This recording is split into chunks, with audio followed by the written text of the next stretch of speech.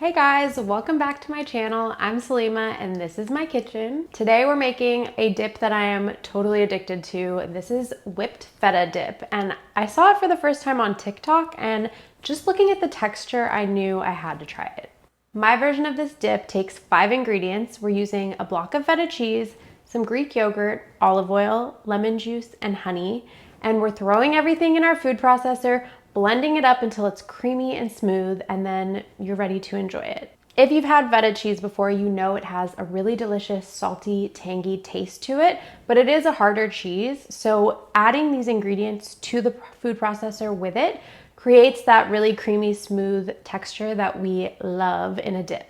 I like using this dip as a spread in my sandwiches, under a bed of roasted veggies, or just as a simple dip with crackers, pita chips, normal chips. Really, it's so good, even dipped with like fresh veggies in it.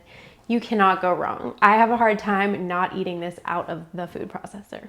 Let's make it. So this recipe starts with our feta cheese, of course. I'm using an entire block of one of the higher quality fetas that I could find at my grocery store. I have tried this with a cheaper brand of feta and it just didn't turn out as creamy and delicious, so definitely don't skip that step.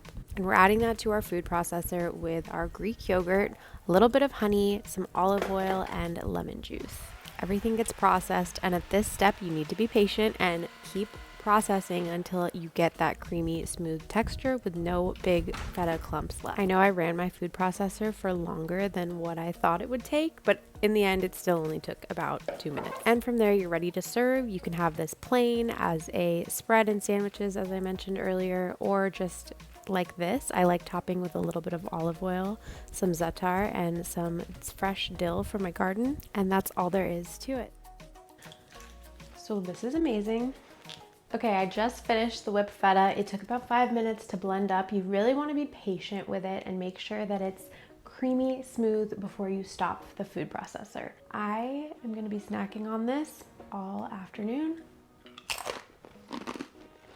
The Greek yogurt just makes it so luscious and creamy, as well as the olive oil. Yeah, it's literally going to be here all day. I hope you guys give it a try and let me know what you think. Until next time.